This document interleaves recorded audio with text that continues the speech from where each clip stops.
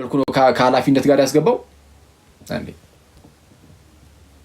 እሺ በምን መልኩ ነው ከኃላፊነት ጋር ያስገባው ምንድነው ገነትን ጠብቃት ብሎ ማለት ነው ማለት ኃላፊነት ሰጠው ማለት አስቡት ግንኙነታቸው በጣም ደስ የሚል ነው ግንኙነታቸው እና ገነትን ጠብቃት አለው እና አዳም በክብር ላይ ክብር የሆነለት እግዚአብሔር በጣም ያከበረው አክብሮ የፈጠረው ፍጥረት ሰው ነው አዳም ነው እንዴ እንክብካቤ ውስጥ በጌታ ስም እንዲፈጥሮ ራሱ እኮ በቃ ምን እዛው እኮ በቃ እንክብካቤ በእንክብካቤ ይሄን ሁሉ አደረገለትና እግዚአብሔር አንድ ነገር ብቻ አዘዘው አዳም ምን አዘዘው እዛው ሁለተኛው ምዕራፍ ላይ እሺ ከዚህ ዛፍ አትብላ አለው አንዴ ቆይ አንዴ ይቅርታ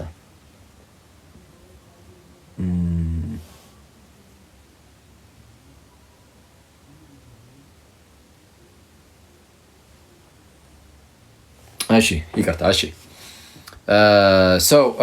እግዚአብሔር አንድ ትእዛዝን ብቻ አዘዘው ለአዳም ምን አይነት ትእዛዝን አዘዘው በዚህ በገነት ከምታየው ዛፍ ሁሉ ብላ እሺ ክፉና ደጉን ከምታስታውቀው ከዚህ ዛፍ ግን እንዳትበላ በቃ አለቀ ከሷ በላ ሰዓት ሞትን ትሞታለህ ከዛ ውጪ ግን ይሄ ሁሉ ያንተ ነው እሺ በቃ ብላ ያንተ ነው ብላ አሁን አዳም የተሰጠው ያ ሁሉ ናስቡት በገነት ያለው ያ ሁሉ ተሰጥቶት የተከለከለው አንዲት ዛፍ ብቻ ነው አንዲት ዛፍ ብቻ ነው የተከለከለው በጣም በሚያስገርም ሁኔታ በእባብ ተንኮል ማለት ሰይጣን በእባብ በኩል አድርጎ እንደምታውቁት አዳምና ሔዋን አሳታቸው አዳም ሳተ እንደዛ ያከበረውን እንደዛ የወደደውን እንደዛ በክብር ላይ ክብር የሰጠውን እግዚአብሔርን ክዱ አዳም እግዚአብሔር አታድርግ ያለውን አደረገ አምላክነትን ፈለገ ወይ ደግሞ ትልቅ ክብርን ፈለገ ከዚህ ውጪ እና እግዚአብሔር ከሰጠው ውጪ ማለት ነው እና አዳም ያንን በላ በጣም ነው የሚያስገርመው እኔ ከዚህ በፊትም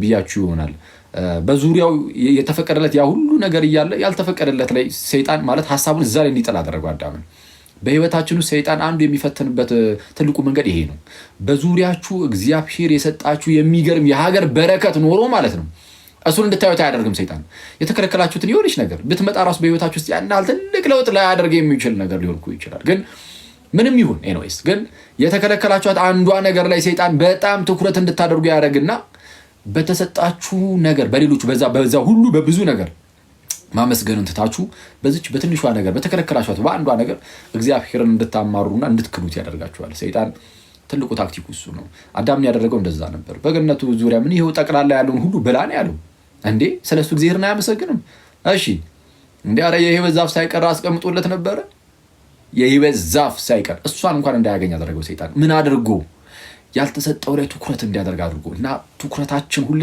እግዚአብሔር የሰጠን ላይ ሊሆን ይገባል ኦኬ እግዚአብሔር ያልሰጠህ ላይ ትኩረት ባደረክ ቁጥር ከእግዚአብሔር ነው የምትርቀው እና ትኩረት እግዚአብሔር የሰጠን ላይ በጣም የምናመሰግንባቸው በጣም ብዙ ምክንያቶች አሉ የምናመሰግንበት በጣም ብዙ ምክንያቶች አሉ እሱም ይገባን መቼ ነው ከተባለ የሆነ ሰው የሆነ ለምሳሌ ጤንነቱን አጡ የሆነ ሰው ስታዩ አረ እግዚአብሔር የተመስገን ነው የምትሉት እኮ አረ ከጤንነቱ ውጪ ምንም እንደ የታመመ ሰው ሲጀመር ለምሳሌ ገንዘብ ይፈልጋል ብዙ ሰው ገንዘብ ከቸገረው ገንዘብ ላይ ብቻ ትኩረት እያደረገ እግዚአብሔርን ሊያማርር ይችላል ጠንቋይ ቤት የሚሄድ ሰው እኮ አለ አይደል እና ጤንነቱ ያጣ ለምሳሌ ጤንነቱን ቢያጣ ያ ሰው ጭራሽ ገንዘብ አያሳስብም እንዴ አንተ ሆድን የቆረጠ ቀን የዛን ቀን አረ ገንዘቡ ይቅርና ሆዲን መልስልኝ አይነት ስታፍ ነው የምትጫወተው አይተዋል የምናመሰግንበት በጣም ብዙ ነገር አለን ጤናችንን ብናጣ እንኳን እግዚአብሔርን አንክደውም ሌሎች ብዙ ሐሳብ ብዙ የምናስባቸው ነገሮች አሉ ኢየሱስን ሰጥቶን የለም ወይ አረ በስመ አብ ልጁ ኢየሱስን ከሰጠነው በቃ ይሄንን ማሰብ ራሱ አያሳርፍም ወይ እንዴ በስመ አብ እኔ ኢየሱስ ክርስቶስን የሚያህል ጌታ እንዳለን ማሰብ በራሱ እኮ እኔ ክርስቶስን የሆነ ራሱን የቻለ የሆነ የሚፈጥር ደስታ የለውም ውስጣችን ውስጥ እንዴ ኢየሱስን መጀመሪያ አስቡት ማን እንደሆነ ከዛ አስበውና እሱ ጌታ ነው አረ በስመ አብ እንዴ ይሄ ውስጣችን የሆነ ደስታን ካልፈጠረ ምንድነው ሊፈጠር የሚችለው ይሄ በጣም ውስጣችን ላይ በጣም የሚገርም ደስታን የሚፈጥር ታላቅ የሆነ እውነታ ነው ኢየሱስን የመሰለ ጌታ አለን የሚለው እና እግዚአብሔር ብቸኛ ልጁን አሳልፎ ከሰጠ እግዚአብሔር ተመስገን የምትልበት ነገር አለ ለምሳሌ አንድ ሰው በጣም የከበረ እንቁ አለው ልበላችሁ በጣም የከበረ እንቁ አለው ከዛ ደግሞ የተወሰነ ሌሎች ገንዘቦቹን ደግሞ አለ። የከበረ እንቁ እንዳለ ሆኖ ለማን ማለት ብቻውን የያዘው ማለት ነው። ብቻውን የያዘው የከበረ እንቁ አለው፣ ደግሞ ገንዘብ አለው ኦፍኮርስ። እና ገንዘብ ቢሰጣችሁ ከገንዘቡ ላይ ቆንጠር አድርጎ የተወሰነ ነገር በተን ቢያደርግባችሁ ጸዴ ነው። ግን እንቁን ያንን እሱ ጋር ብቻ ያለውን እንቁን አንስቶ ቢሰጣችሁ ምንድን ነው? በዛ እንቁ ምክንያት ማለት ገንዘቡን ራሱ አትረሱትም። የሰጣችሁን ገንዘብ ራሱ ኦፍኮርስ ትረሱታላችሁ የምር በስማ። እና እግዚአብሔር የሰጣችሁ እኮ እንቁን ማለት እንቁን ሳይሆን ብቸኛ ልጁን በስማ ብቸኛውን ልጁን ጌታችን ኢየሱስን ነው የሰጠን። ለገዛ ልጁ ያራራለት፣ ነገር ግን ስለ ሁላችን አሳልፎ የሰጠው ከእርሱ ጋር እንዴት ሁሉን ነገር አይሰጠንም? እንደዛ ላይ ነው ሰው። ሌላው ነገር ሁሉ ኋላ የሚመጣ ነገር ነው ማለት ነው። ቢቀርም ባይቀርም ያን ያህል ሊያስጨንቀን አይገባም። አንዴ እንቁን ሰጥቶናል፣ ልጁን ኢየሱስን ብቸኛውን እርሱን ሰጥቶን የለም ወይ በቃ። እና የምናመሰግንበት ብዙ ነገር አለ። እና ስለዛ የሆነ ነገር ነው አዳም እንዲህ ያለ ማለት የሀገር ትልልቅ ነገሮች ተሰጥተውት እነዛን ነገሮች ሁሉ ረስቶ የሆነች ነገር ላይ አንዲቷ የተከለከለው ነገር ላይ ፎከስ እንዲያደርግ አደረገውና ሰይጣን አሳተው ነው ወደቀ እንደምታውቁት። ስለዛ ያችን በበላ ሰዓት ሞትን ትሞታለህ ብሎት ነበረ። እግዚአብሔር ሞተ። ያው መሰረቱ ላይ ትንሽ ልንገራችሁና ሌላው ሚስጥራቱ ምኑ ቀለል አድርገን ተናግረን እናልፈዋለን። ያው የምናውቀው ነገር ነው ሁላችንም። ለማንኛውም አዳም ወደቀ። እሺ አዳም ወደቀ፣ ሞት መጣበት። ሞትን ትሞታለህ ተብሏል። ስለዛ ሞት ወደ እርሱ ዘልቆ ገባ። ሞት ወደ አዳም ዘልቆ ገባ። ወደ አዳም ዘልቆ ገባ። ስለዛ ሁሉም ማለት አዳም በሞት ጥላ ስር ወደቀ ባጭሩ። ያቺ ዛፍ መርዝ ኖሮባት ነው የሞተው አዳም አይደለም። ነው እንዴ?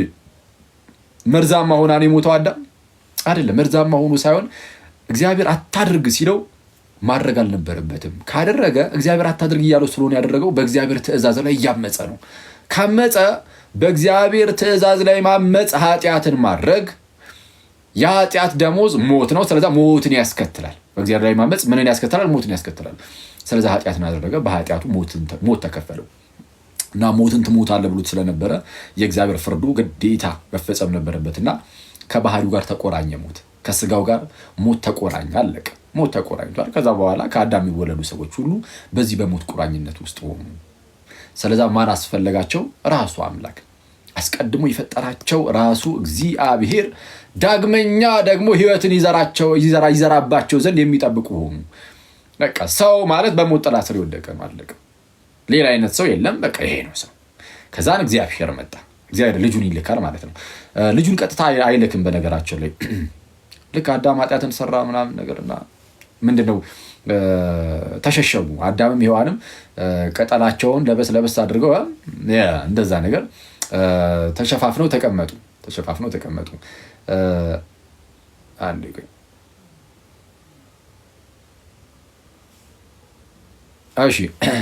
አፈሩ፣ ተሸማቀቁ፣ በግልጥ መውጣት እንኳን አልቻሉም። እና ያኔ እግዚአብሔር ራሱ ነው በነገራችን ላይ ኢቭን በጣም የሚያስገርመው ሰው በድሎ ወድቆ ራሱ እግዚአብሔር አምላክ ነው አዳም ወዴት ነህ ብሎ የመጣው እንዴ? በስመ አብ። አዳም ራሱ በድሎ አሁንም ደግሞ እግዚአብሔር ሳይ በድሎ ያውቃል እኮ እግዚአብሔር ኦፍ ኮርስ የት እንዳለም እንትን ላይቱ በጣም ልብስ መቀየር አለብኝ መሰለኝ እንትን እያለ ነጭ ነገር አዋሲ። እሺ ኤኒዌይስ ማለት እግዚአብሔር አምላክ አዳም የት እንዳለ ያውቃል እና ፈለገው መጣና ያው ኃጢአት እንዳደረገ ያውቃል ምናምን። አዳም ወዴት ነህ አለ። ፈርቶ እኮ ተሸማቆ ተሸሽጓል።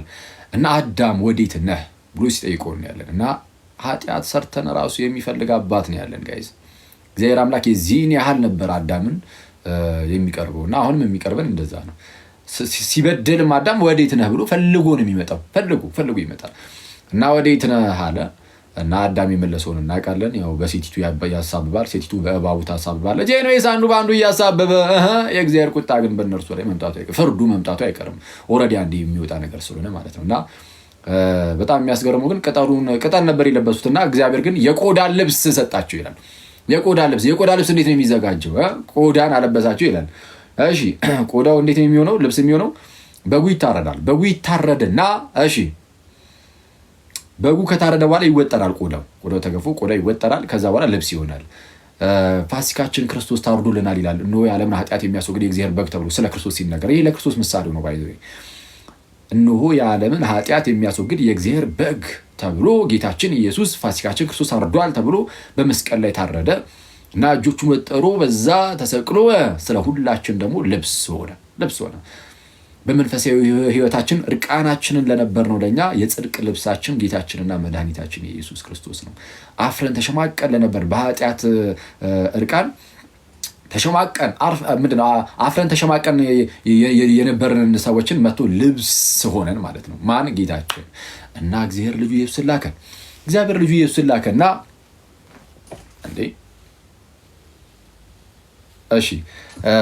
እግዚአብሔር ልጁ ኢየሱስ ላከ።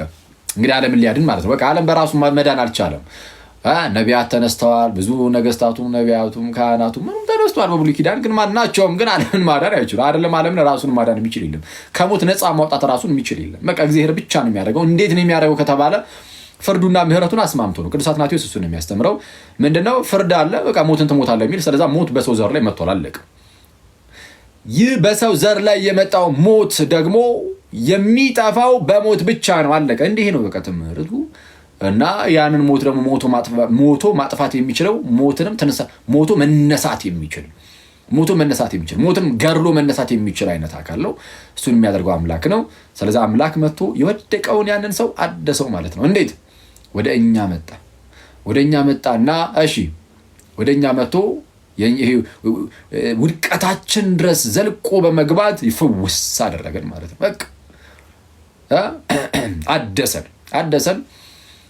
የእኛን ስጋ ይዞ የአብርሃምን ዘር ይዞ የሰውን ዘር ይዞ ስጋ ነፍስን ተዋህዶ ምን አደረገ? ሞተ ስለሁላችን ሚድነው በክርስቶስ ኢየሱስ። እንደዚህ አምኖ ከክርስቶስ ጋር አንድ በመሆን ምናምን ነው የሚድነው። ክርስቶስ ይህን ሁሉ ነገር ያደረገው ዓለምን ለማዳን ነው። ማንን ለማዳን ነው? የተወሰኑ የተመረጡ ሰዎችን ሳይሆን ዓለምን ለማዳን ነው። አንዳንድ ሰዎች የተመረጡትን ብቻ የሚሉ ሰዎች አሉ፣ ፕሮቴስታንቶች ናቸው። ሁሉም ባይሆኑም አንዳንድ ፕሮቴስታንቶች እንደዚህ ይላል። ሌላኛው ፕሮቴስታንት ደግሞ አይ ብሎ የተቃረነ ሀሳብ ያስቀምጣል። ኤንዌይስ በአጭሩ ክርስቶስ ኢየሱስ የሞተው ለዓለም ሁሉ ነው። እነሆ የዓለምን ኃጢአት የሚያስወግድ እግዚአብሔር በግ ብሏል። እግዚአብሔርም ልጁን ሲልክ የተመረጡትን ወዶ ሳይሆን ዓለምን ወዶ ነው። ለዚህ ዮሐንስ 3:16 ላይ በእርሱ የሚያምን ሁሉ የዘላለም ሕይወት እንዲኖረው እንጂ እንዳይጠፋ እግዚአብሔር አንድያ ልጁን እስኪሰጥ ድረስ ዓለምን እንዲወዶታል ይላል። ምንን ወዶታል? ዓለምን። ዓለምን። ስለዛ ክርስቶስ እርሱ የዓለም መድኃኒት ነው ማለት ነው። የዓለም መድኃኒት ነው። ለዓለም ሁሉ ይህን አደረገ። ታዲያ ለዓለም ሁሉ ከሆነ ዓለም ሁሉ ድኗል ወይ ነው? አሁን ዓለም ሁሉ በቃ ዳን፣ አለቀ፣ አከተመ ምናምን ነው? አይደለም። ከኛ የሚጠበቅ ደግሞ አለ። በእግዚአብሔር ሳይድ አንኮንዲሽናል ነው። ማለትም ምንም ነገር ሳያይ እግዚአብሔር ከኛ በጎ ነገርን እንኳን ሳያይ ጽድቅን ሳያይ እንደዚሁ ልጁን ኢየሱስን ልኮ በቃ ሞተልን። ኢየሱስ ክርስቶስ ከኛ ሳይድስ ምን ያስፈልጋል ከተባለ የሚያስፈልጉ ነገሮች 4 ነገሮች አሉ። ቢያንስ ባጭሩ በጥቂቱ ጠቅላላ አድርገን እንያዘው ካልን 4 ነገሮች እነግራችኋለሁ። አንደኛ የመጀመሪያው አሜን ብሎ መቀበል ነው። ክርስቶስ ኢየሱስን አዎ እርሱ አዳኛችን ነው፣ ኢየሱስ እርሱ ክርስቶስ የሕያው እግዚአብሔር ልጅ ነው ብሎ ማመን መቀበል። የመጀመሪያው እምነት ነው። ኢየሱስን ማመን መቀበል ማለት በክርስቶስ በኩል የተሰጠውን አስተምህሮ ሁሉ ደግሞ መቀበል ማለት ነው። ስለዚህ አስተምህሮን መቀበል ግዴታ ነው። አስተምህሮን ካልተቀበለ አንድ ሰው አይድንም ማለት ትክክለኛውን አስተምህሮ። እምነት ያድናል ስንል የማያድን እምነትም እንዳለ ግን ማወቅ አለብን። የሚያድንና የማያድን እምነት አለ። የሚያድነው እምነት እንደምን ያለ እምነት ነው ከተባለ የሚያድነው እምነት አንደኛ በእውነተኛ በትክክለኛ አስተምህሮ ላይ የተመሰረተ እምነት ነው። ማለት ለምሳሌ የሆኑ ኦንሊ ጂሰሶች እንደው ስላሴ የሚባል ነገር የለም፣ ኦንሊ ጂሰስ በቃ ኢየሱስ ብቻ፣ አብ ራሱ ኢየሱስ ነው ምናምን እያሉ አስተማሩ እንበል። መጽሐፍ ቅዱስን ይዘው እንደዛ ነው የሚያስተምሩት። እና መጽሐፍ ቅዱስ ብቻ ብሎ ነው ይሄን የሚያስተምሩት። ባይዘ መጽሐፍ ቅዱስ ብቻ ነው መመሪያችን ይልና መጽሐፍ ቅዱስን ይይዛል። ከዛ እንዲህ አይነት ትምህርትን ያስተምራል። ከዛ የሆነ ሰው ይህንን ነገር ሰማ። እንደው መጽሐፍ ቅዱስን እየጠቀሱን እያስተማሩ ያሉት ስለዛ እንደው ይሄንማ በቃ አምኛለሁ ቢል ለምሳሌ ወስደው ያጠምቁታል። ግን ይሄ ሰው ይድናሉ? አይደለም። ለምን? የሰማው አስተምህሮ የስተት አስተምህሮ ስለሆነ፣ የስላሴን የሚክድ አስተምህሮ ስለሆነ። ሰው የሚጠፋው የስላሴ አስተምህሮን ስለካደ ብቻ አይደለም። በጣም ብዙ አስተምህሮችን በቃ ለድህነት በሚሆን መልኩ የተላለፈልንን አስተምህሮ የሚክድ ሁሉ ድህነቱን ያጣል፣ ወይም የሚያድን እምነት አይኖረውም። ያንን ሰምቶ የሚያምነው እምነት ለመዳን አይሆንለትም። ምን እያልኳችሁ ነው? የሚያድነው እምነት ግዴታ ያው እምነት ከመስማት ነው፣ መስማትም በእግዚአብሔር ቃል ነው የሌለ እምነት ከመስማት ነው፣ መስማትም በእግዚአብሔር ቃል ነው። ትክክለኛውን የእግዚአብሔርን ቃል የሰማ ሰው እሱ ይድናል። አሁን ያ እምነት የሚያድን ነው። ግን ብድግ ብለህ ግን ስላሴን እየካድክ ስጋዊ ላይ እንደው ክርስቶስ ከእመቤታችን ስጋን አልነሳም ብለህ እያስተማርክ፣ ለምሳሌ እንደዛ ብሎ የሚያስተምር ፕሮቴስታንት ነበር አይደል? ወንድ ማነው ዮናታን የሚባል ወንድም ፕሮቴስታንት። ለምሳሌ እሱ አይ ነው ምንድነው ኢየሱስ ከማርያም ስጋን አልነሳም ብሎ አስተማረ። ከዛ በኋላ ከ5 ዓመት በኋላ ደግሞ ወጣና የዛሬ 5 ዓመት ዮሐንስ ወንጌልን ስናጠና ኢየሱስ ከማርያም ስጋን አልነሳም ያልኩት ስህተት ነው ነስቷል አለ። ሰዎች ይጮሃል። ኧረ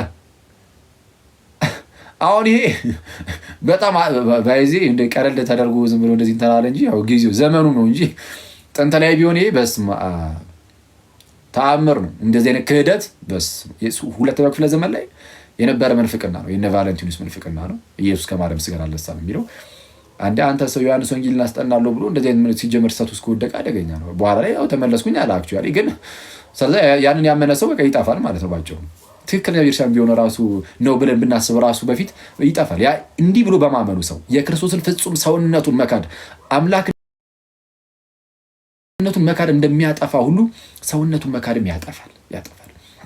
እና ኤኒዌይስ የድህነት ጉዳይ ላይ እንደዚሁ የእግዚአብሔርን ጸጋ የምንካፈልባቸውን ጥምቀትን የሚያቃልል ደግሞ በፍቅር የሚሰራ እምነት ነው። በፍቅር የሚሰራ እምነት ዝም ብሎ የፈዘዘ ዝም ብለህ ትክክለኛውን ትምህርት ሰምተህ ራሱ ማለት ነው። ትክክለኛውን ትምህርት የምትሰማው ከጌታ ቤተክርስቲያን ነው። አለቀ።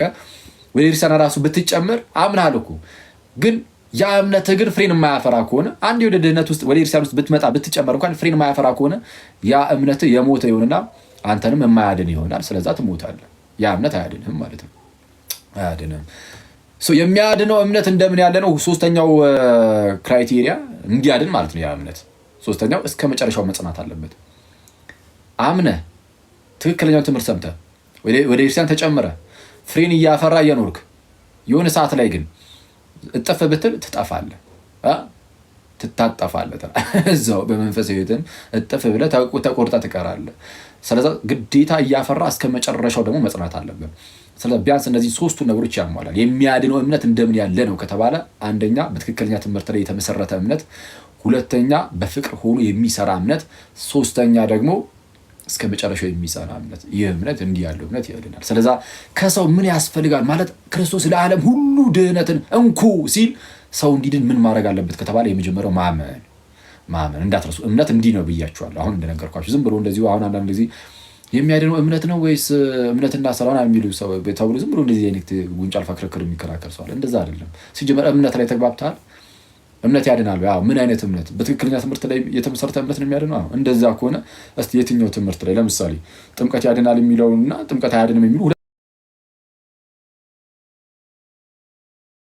ጥምቀት ያድናል ማለት ጥምቀት አያድንም የሚልም አለ። ስትጠመቅ ስላመንክ ማለት ነው። በዛ በእምነቱ ውስጥ ልክ ስትጠመቅ እዛ ጥምቀት ላይ እግዚአብሔር ጸጋውን ይሰጣል። ምን አይነት ጸጋ? ከክርስቶስ ጋር አንድ የምትሆንበትም የጌታችንን ጸጋ እሱን ይሰጣል። ከክርስቶስ ጋር አንድ የምትሆንበትም ያንን ጸጋ ይሰጣል። ልክ ስትጠመቅ ከክርስቶስ ጋር አንድ ትሆናለህ። አሁን ሁለተኛው የሚያስፈልገው እንግዲህ እምነት እንደሚያስፈልግ መጥቀስ አለብን። እምነት ለድህነት እንደሚያስፈልግ ማስረጃ ምናምን ያስፈልጋል? አያስፈልጉም ማለት ምንም የሀገር ነው ማለት እንግዲህ ይህንን የሚክድ ማንምም የለም። ጌታችን ጨርሶታል። በቃ ዮሐንስ ወንጌል ምዕራፍ 3 ላይ ከቁጥር 14 ጀምሮ ምንድን ያለው? ሙሴ በምድረ በዳ እባብን እንደሰቀለ እንዲሁ የሰው ልጅ ደግሞ ይሰቀል ዘንድ ይገባዋል አለ። ሙሴ በምድረ በዳ እባብን ሰቅሎ ነበር። በእባቡ ተነደፈና ህዝቡ ማለት ነው። ከዛ በኋላ ህዝቡ እንዲድን ምን አደረገ ሙሴ? ህዝቡ እንዲድን እግዚአብሔር በነገረው መሰረት የናስ እባብን አዘጋጀና በዛፍ ላይ በባላ ላይ አንጠለጠለው፣ ሰቀለው። ከዛ በኋላ እሱን የሚያዩ ሁሉ ይድናሉ ማለት ነው። እሱን ምን የሚያደርጉ የሚያዩ። ስለተሰቀለ ብቻ የናሱ እባብ ዝም ብሎ ይድናሉ? አይድኑ። ኦኬ አይድኑ። ዝም ብሎ ክርስቶስ ስለተሰቀለ ብቻ ዝም ብሎ ሰው ዳን አለቀ ምናምን፣ አይ እንደዛ አይደለም። የናስ እባብ ስለተሰቀለ ብቻ ሰው ከዛ በእባብ ከተነደፈው ሊመጣበት ካለው ሞት ዝም ብሎ እንደዚህ የሚያመልጥ አይደለም፣ ማየት አለበት ግዴታ። ልክ አሁንም ደግሞ ክርስቶስ ስለተሰቀለ ብቻ በቃ አለቀ ትድናለህ አይደለም። ማየት አለበት። ሚኒንግ እምነት ነው። እሱ የእምነት ምሳሌ ነው። ኦኬ። ስለዛ ማመን ይጠይቃል። ስለዛ ምን አለ ቀጠል አድርጎ ራሱ ጌታችን በእርሱ የሚያምን ሁሉ የዘላለም ሕይወት እንዲኖረው የሰው ልጅ እንዲሁ ይሰቀል ዘንድ ይገባዋል አለና በእርሱ የሚያምን ሁሉ የዘላለም ሕይወት እንዲኖረው እንጂ እንዳይጠፋ እግዚአብሔር አንድያ ልጁን እስኪሰጥ ድረስ ዓለምን እንዲወዱታል። በእርሱ ምን የሚል የሚያምን ሁሉ ቀጠል አድርጎ ቁጥር 18 አካባቢ ላይም በእርሱ የሚያምን የዘላለም ሕይወት አለው። በእርሱ የማያምን ግን በአንዱ በእግዚአብሔር ልጅ ስም ስላላመነ አሁን ተፈርዶበታል። ስለዛ እምነት ለድነት እንደሚያስፈልግ ግልጽ ነው። ሮሜ ላይም እንደዛው ነው የሚለው ቅዱስ ጳውሎስ ምዕራፍ 3 በተለይ አይሁዳውያንም የግሪክ ሰዎችም ሁሉም ከኃጢአት በታች እንደሆኑ ሁሉም ኃጢአተኛ እንደሆነ መድኃኒት እንደሚያስፈልገው ይናገርና ሁሉ ኃጢአትን ሰርቷል የእግዚአብሔርም ክብር ጎድሎታል ብሎ ከተናገረ በኋላ እንዲያው ጸጋው ይጸድቃሉ ካለ በኋላ እርሱንም ይላል። እርሱንም ማለት ሁሉም ኃጢአትን ሰርቷል የእግዚአብሔርም ክብር ጎድሎታል በኢየሱስ ክርስቶስ በሆነው ቤዛነት በኩል እንዲያው በጸጋው ይጸድቃሉ ይልና በምን የሚገኝ አድርጎ አቆመው ይላል። እርሱንም እግዚአብሔር በእምነት የሚገኝ በደሙም የሆነ ማስተሰሪያ አድርጎ አቆመው። አየህ፣ በክርስቶስ በኩል የተሰራውን የማዳን ስራ እግዚአብሔር እንዴት አድርጎ እንዳቆመው በምን የሚገኝ አድርጎ አቆመው። በእምነት የሚገኝ በደሙም የሆነ ማስተሰሪያ አድርጎ አቆመው። ስለዚህ እምነት ያስፈልጋል ያስፈልጋል። እምነት ስለ እምነት በጣም በሰፊው ሮሜም ገላትያም ተናግሯል ቅዱስ ጳውሎስ በጣም በሰፊው ኤኒዌይስ ሌሎች ክፍሎች ላይ ጌታችንም በጣም በሰፊው እንደዚሁ ተናግሯል። እና ስለዛ እምነት ያስፈልጋል። የመጀመሪያው ዘን ሰው ካም እምነት ግን ምን እንደሆነ ሶስቱም ክራይቴሪያዎች ነግሬያቸዋለሁ። የሚያድነው እምነት እንደምን ያለ እምነት ነው የሚለው። ሁለተኛ ጥምቀት ነው። እንግዲህ መጽሐፍ ቅዱሳችን እምነት ብቻ አይደለም ያለን፣ ጥምቀትንም ነግሮናል። አሚን ብለህ ትቀበላለህ፣ አምነህ ወደ ጥምቀት ውስጥ ትገባለህ። ልክ ስትጠመቅ በዛ ውስጥ እግዚአብሔር ዳግም ይወልዳል። ከጌታ ጋር አንድ ያደረገና ከኢየሱስ ከልጁ ጋር ማለት ነው አንድ ያደረገና ኢየሱስ የእግዚአብሔር ልጅ ስለሆነ ልክ ከክርስቶስ ጋር አንድ ስትሆን አንተ ራስህ የእግዚአብሔር ልጅ ትሆናለህ። ዳግም መወለድ ማለት ከጌታ ጋር አንድ መሆን ማለት ነው። እሺ፣ ዳግም መወለድ ማለት ከጌታ ጋር አንድ መሆን። ኢየሱስ የእግዚአብሔር ልጅ ስለሆነ አንተም ከእርሱ ጋር ልክ አንድ ስትሆን ከጌታ ጋር በክርስቶስ በኩል የእግዚአብሔር ልጅ ትሆናለህ። ዳግም ትወለዳለህ። የኃጢአት ስርየትን ታገኛለህ። የኃጢአት ስርየትን ታገኛለህ። ከክርስቶስ ጋር ሞተህ ትነሳለህ። ሞቱን በሚመስል ሞት ከእርሱ ጋር ትተባበራለህ። እንደዚሁም ደግሞ ከእርሱ ጋር አብረህ ትነሳለህ ማለት ነው በጥምቀት እና እንዲህ ያለ ነገርን ታገኛለህ። ለዚህ የመጽሐፍ ቅዱስ ማስረጃዎች በጣም በርካቶች አሉ። በጥምቀት ውስጥ ድህነት እንዳለ ማለት ነው። ጥምቀት የድህነት ቦታ እንደሆነ አንዳንዶች ጭራሽ የድህነት ቦታ የማይመስላቸውም ጥምቀት የድህነት ቦታ ነው። ማስረጃ ራሱ ጌታችን ኢየሱስ የተናገራቸው በጣም ብዙ ክፍሎች አሉ። ለምሳሌ ማርቆስ 16 ሁሉ የሚጠቀሰው ከቁጥር 15 ጀምሮ በተለይ እንግዲህ ወደ ዓለም ሁሉ ሂዱ ወንጌልን ለፍጥረት ሁሉ ስበኩ ይልና ወንጌልን ስበኩ ካለ በኋላ ያመነ ይላል። ወንጌልን ሰብካችሁ ያ የሰማውን ወንጌል ያመነ የተጠመቀም እሺ ይድናል። የሚድነው ማን ነው ከተባለ በሐዋርያት በኩል የተሰበከውን የጌታን ወንጌል ሰምቶ ያመነ የተጠመቀም እርሱ ይድናል። ያላመነስ ወንጌሉን ሰምቶ አላምንም ካለ አይድንም። ያላመነ ይላል እንጂ ያላመነ ያልተጠመቀ አይልም የሚል ሰው አለ። ካላመነ ወንጌሉን ካላመነ ሲጀምር ምን ይጠመቃል? ያልተጠመቀ ተብሎ መጨመር አይጠበቅበትም።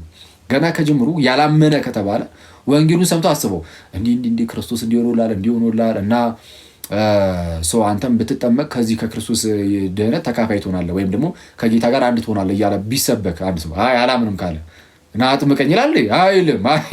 ስለዛ ያላመነ ግን ይፈረድበታል ሲል ያላመነ ሰው ገና ከጅምሩ ስለማይጠመቅ ያልተጠመቀ ማለት አይጠበቅበትም። ከላይ ግን ያመነ የተጠመቀም ይድናል። በቃ ቃል በቃል እንዲህ ብሎ ከተከራከርክ ከክርስቶስ ጋር ማለት ነው አንተ የክርስቶስ ተቃዋሚ ነህ ማለት ሳታስበው የክርስቶስ ጠላት ሆናል ማለት ነው። እኔ ይሄን ያው እንግዲህ በግልጽ ነው መናገር ያለብን አይደል? ይሄንን ትምህርት የሚክድ ኢየሱስ የተናገረውን እምቢ የሚል በኢየሱስ ላይ ያመፀ ይባላል። የፈለግ አንደበት ላይ ኢየሱስ ብትል ኦንሊ ጂሰሶች ስማቸውን ሳይቀር ኢየሱስ ብቻ ብሏል። ኢየሱስ ስላልክ ብቻ በተአምር አታመልጥም። ኢየሱስ የሚል የኢየሱስ ጠላት ማለት ነው። ኢየሱስ የሚል የኢየሱስ ጠላት ሆኖ ሰው ሊነሳ ይችላል እና በጣም ጥንቃቄ ይፈልጋል። ክርስቶስ ማነው ጥምቀት ለድህነት ነው ብሎ አስተምሮ እኛ ግን ነው አይደለም ካልን አሁን ጠላትነት ከማን ጋር? ከአክሊል ጋር ነው አይደለም። ከኦርቶዶክስ ክርስቲያን ጋር ብቻ ነው አይደለም። በቃ ከክርስቶስ ጋር ነው። ከኢየሩሳሌም ጋርም ጭምር ነው። ግን በዋናነት የኢየሩሳሌም ራስ የሆነው ክርስቶስ ስለሆነ በሱ በኢየሩሳሌም በኩል ከራሱ ከጌታችን ከክርስቶስ ኢየሱስ ጋር ነው እና የክርስቶስን ትምህርት የሚቃወም እርሱ የክርስቶስ ተቃዋሚ ስፒሪት ተቃዋሚ መንፈስ ነው እና ይህን መንፈስ ሰው በጣም አጥብቆ ሊቃወሙ ይገባል። በጣም በብዙ ነገር ሽፍንፍን ብሎ ተከዳድኖ ምናምን የለም እንደሌላ አስመስሎ ነው የሚያስቀምጠው እና ስለዛ መጠንቀቅ ይፈልጋል ማለት ነው። እሺ ጌታችን አሁን በሌላ ስፍራም እንደዚሁ በዮሐንስ ወንጌል ምዕራፍ 3 ቁጥር 5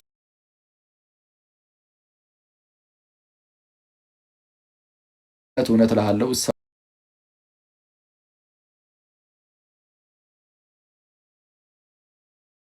ከውሃ እና ከመንፈስ ካልተወለደ በቀር ወደ እግዚአብሔር መንግስት ሊገባ አይችልም ብሏል። በቃ አለቀ። ከውሃ እና ከመንፈስ አንዳንድ ሰው ይመጣና ምን ይላል መሰላችሁ? ኦኬ ከውሃና ከመንፈስ ይላል። ውሃ የሚለው እኮ ይልና መንፈስ የሚለው መንፈስ ነው ራሱ ነው ይላል። ከውሃ እና ከመንፈስ ካልተወለደ በቀር የሚለውና መንፈስ የምትሏ በቃ ራሷ መንፈስ ነች ተብላ የምትተረጎመው ቃሏ መንፈስ ነው። ውሃ የምትሏን ግን እንቀይራታለን፣ ሌላ ትርጉም ነው ያላት ይላል። መንፈስ የሚለው ራሱ መንፈስ ነው፣ ሌላ ምንም ትርጉም አንሰጠውም። ውሃ የምትሏ ግን ውሃማ ውሃ አይሆንም ሌላ ነገር ነው የሚሆነው ብሎ እንደዚህ ክዶ ይመጣል። ባይዚ ክዶ በስማ እና የእርሻን ታሪክ ውስጥ ይህንን የካደ ሰው የለም። ውሃ የሚለውን በቃ ለጥምቀት ነው የሰጡት። አለቀ። ከውሃና ከመንፈስ የሚለውን ለጥምቀት ይህንን የጠቀሰ አባት ሁሉ የሚሰጠው ለጥምቀት ነው። ዛሬ አንተ ድንገት መተህ ለጥምቀት አይደለም ትላለህ እንዴ? ሲጀመር መጽሐፍ ቅዱስ እንደዚህ አይተረጉም እንዴ? ሁለት ቃል አንድ ላይ ሆኖ በተመሳይ ቃል ተያይዞ ተጣምሮ የመጣን ሁለት ቃል አንዱን ተረጉማለሁ አንዱን አልተረጉምም ትላለህ እንዴ? ከራስ ትምህርት ጋር እስካልተስማማ ድረስ እንደፈለክ የክርስቶስን ቃል የምታጣምም ከሆነ አንተ እንዴ ለክርስቶስ ያልተመለስክ ለኔ ለዳውማ መቼም አትመለስም። አይስቀል ነው ግን አደገኛ ነው። ስለዚህ በጣም ይሄ አንዳንድ ብዙዎቹ ያው ይሄንን ባለማወቅ ነው እንደዚህ የሚስቱት። ስለዚህ በተቻለ አቅም ጥንቃቄ ይፈልጋል። ሳናስበው የክርስቶስ ተቃዋሚ ሆነ እንዳንነሳ ማለት ነው።